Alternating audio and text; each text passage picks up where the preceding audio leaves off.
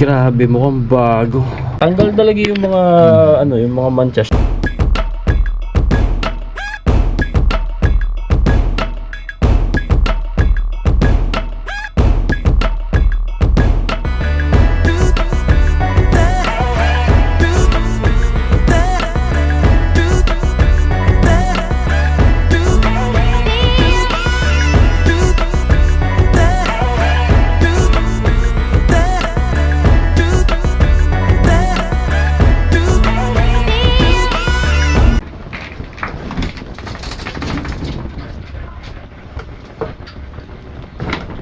Yung ating MIUI 125 na si Pinky ay medyo napabayaan ng matagal yung mags. Ang hindi nalilinis harap at likod.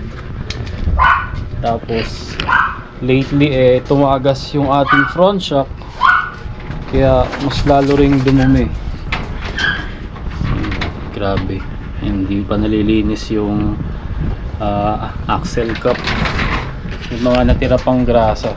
So ngayon maglinis muna tayo, hindi muna tayo makakabiyahe din dahil maulan din naman, panay ulan, kaya hindi rin tayo nakakapaglinis At dahil sobrang tindi ng dumi ng ating mags, ay gagamit tayo nitong AZ Care degreaser. Isa sa mga pinakamabisang degreaser na mabibili nyo ngayon para mabilis ang ating paglilinis. Pero mas maganda para malinis natin talaga, kumbaga i-deep clean natin, bakas tayo ng mags.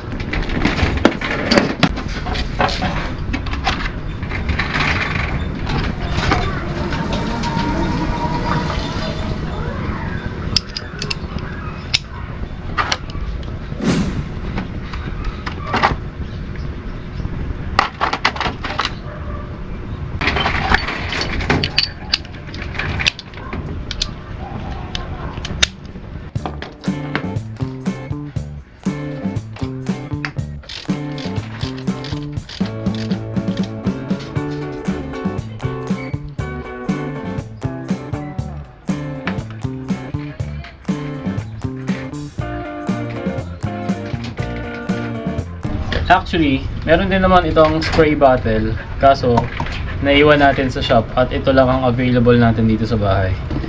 Kaya nagsalin muna ako sa ibang spray.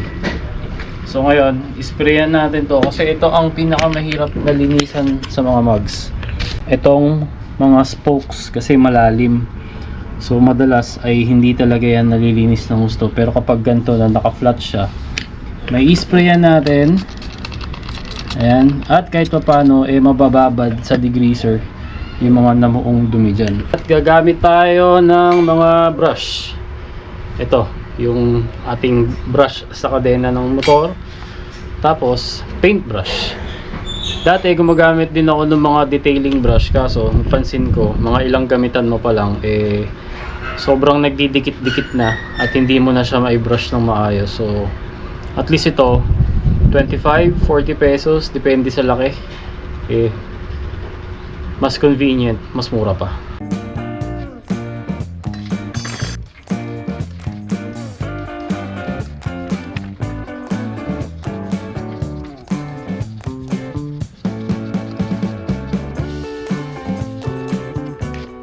Oh, di ba? Kapag gantong naka-flat siya, tapos gamit tayo ng paintbrush, ay mas madaling maabot yung mga kaloob-looban ng spoke.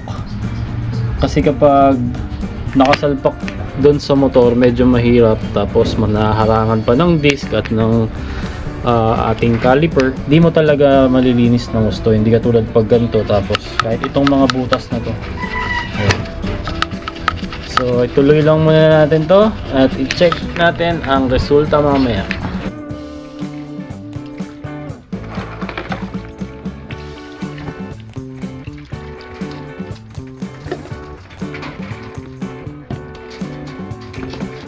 So pagkatapos ng unang pasada ay ganito na po ang kanyang itsura, o di ba? Linis. Pero meron pa rin, kung talagang bubusisiin mo, meron pa rin mga koonting natira.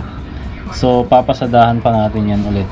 O kailangan talaga maabot ng dulo ng brush yung mga ganyan, no? Para matanggal.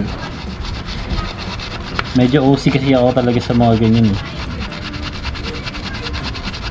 Yan, so ipupulido pa natin. Isang pasada na lang siguro, tapos proceed tayo dito sa kabila. Yung kabila medyo mas madali to, side na to, kasi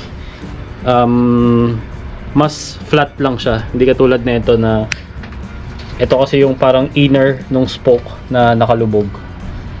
Kaya hindi siya ganun kadaling linisin talaga. May matitira at matitira. Pero at least ang laking bagay nitong degreaser na napapadali yung trabaho natin. Lalo kapag gantong sobrang dumi talaga ng mugs at puti pa man din.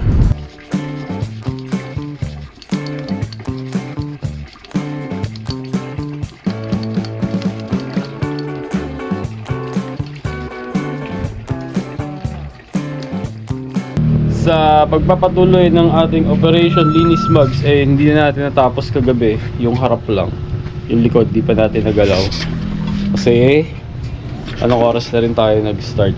So ngayon titirahin naman natin yung likod. Mas maabala lang talaga kasi kailangan pa natin magtanggal ng pipe, tapos siguro damay na rin natin yung iba, linisan na rin natin. Yung fan cover ko wasak na, tapos wala na yung gitna. Removable naman kasi talaga yan, na lost thread na.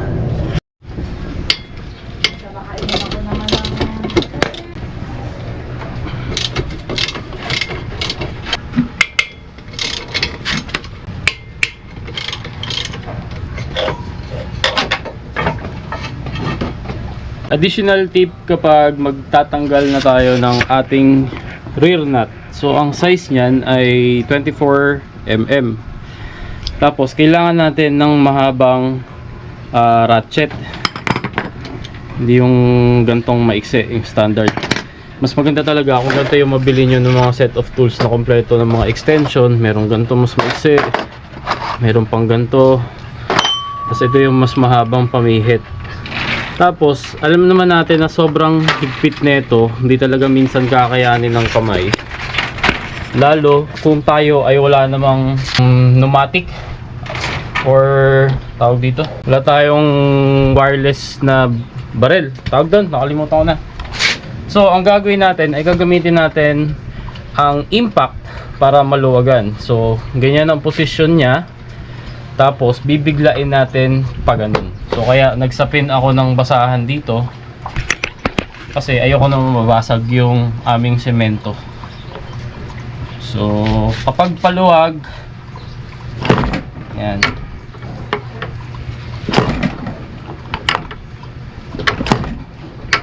mararamdaman nyo naman yan na unti-unti na siyang lumalambot. Yun na. At maluwag na siya mga kaibigan. Tsaka tayo gagamit na itong mas maiksi. Ayun. So ganun lamang.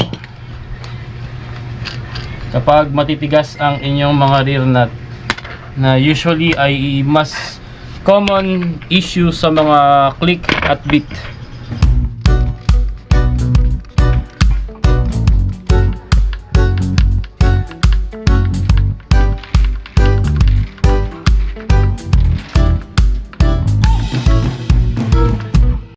Ito ang kagandahan kapag bukod sa meron ka ng gamit na mabisang degreaser, gagamitan mo pa ang mga ganitong brush. Kasi kapag hindi na kayang tanggalin na ito na yung ginagamit ko. Mas matigas kasi ito, tapos mas na ano yung mga sulok-sulok, mas naaabot. Tingnan nyo naman kung gaano kalinis yan. Ang lalim yan. Kapag tinry mong gawin sa basahan yan, good luck. Matatanggal mo yung mga dumi dyan. Diba? Nakita nyo naman kung gaano siya karumi kanina. Ngayon super linis na, pero hindi pa tayo tapos. Meron pa tayong isang side. Meron pala akong audience dito, ang aking number 1 supporter. Konti na lang, tatapos na rin. So ngayon naman ay proceed tayo sa ating preno at crankcase. Ganda talaga na itong degreaser kasi pag ini-spray mo pa lang, nalalaglag na yung dumi. Kung gusto mo spray ka lang na spray, huwag ka lang mag-brush Magastos nga lang pag ganun. Diba? Lumilinis na kagad oh. Lakas!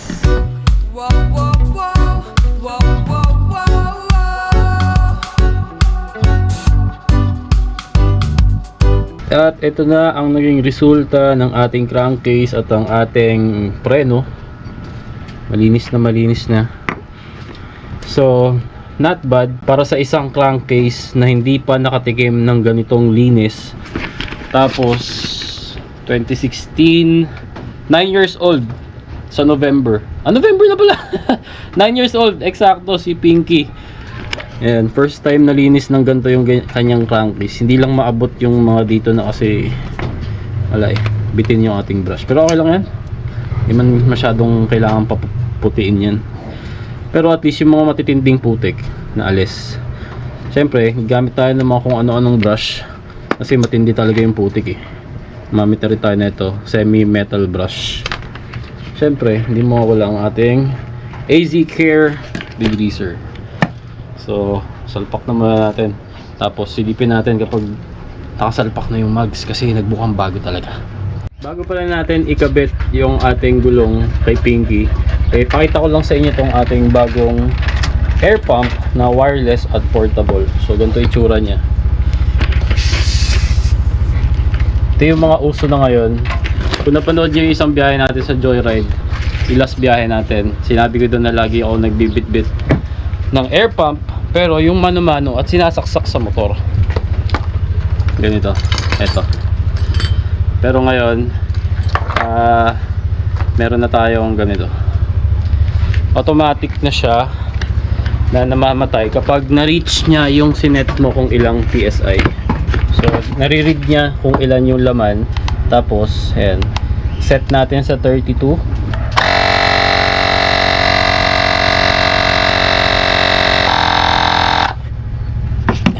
Ayan. Pag na-reach niya yung 32, kusa na siyang mamamatay. Ganda lang kasi pwede mo rin siyang gawing power bank kasi mayroon siyang USB port. Nasaan na ba yun? Ayun, nasa taas pala. Tapos meron din siyang flashlight. Kung gusto nyo na ito, ilalagay ko sa description kung saan mabibili ang ganitong portable air pump.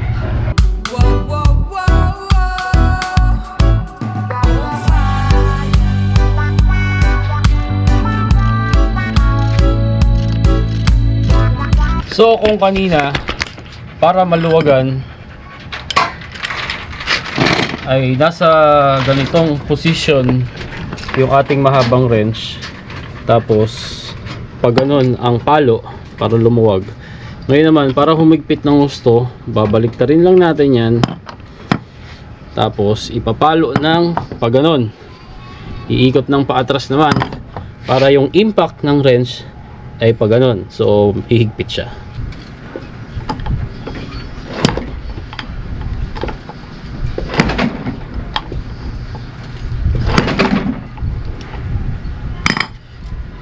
So, sureball na maigpit. Alright, tingnan nyo naman kung gaano kalinis yan. Hindi ko muna kinabit yung pipe kasi ang dungis pa ng pipe natin eh. Pero para makita nyo lang. Grabe. Mukhang bago talaga. Yan, ito sa kabila. Sensya na kayo sa bahay namin na hindi na naubusan ng sinampay. Oh my G. Ding. Tapos what more kapag nabihisa natin ulit si Pinky, no? Malinis tapos ma-wax or something. Grabe. Solid na degreaser. At natapos din tayo. Tingnan nyo naman yung naging resulta. Grabe. Ang laki ng ikinanda ni Pinky. Partida hindi pa siya nahuhugasan ng buo. Pero yung mugs talagang nagdadala eh, no? Pag malinis yung mugs mo tapos puti pa. Oh, grabe. Madumi lang yung pipe. Pero at least okay na ulit, nabuhay na ulit yung ating mugs. At yan ay dahil dito sa AZ Care degreaser. So kung gusto nyo rin na ito, ilalagay ko sa description ang link kung saan nyo ma-order. Next video, palit gulong tayo. Dito Kids. Ride safe. Peace.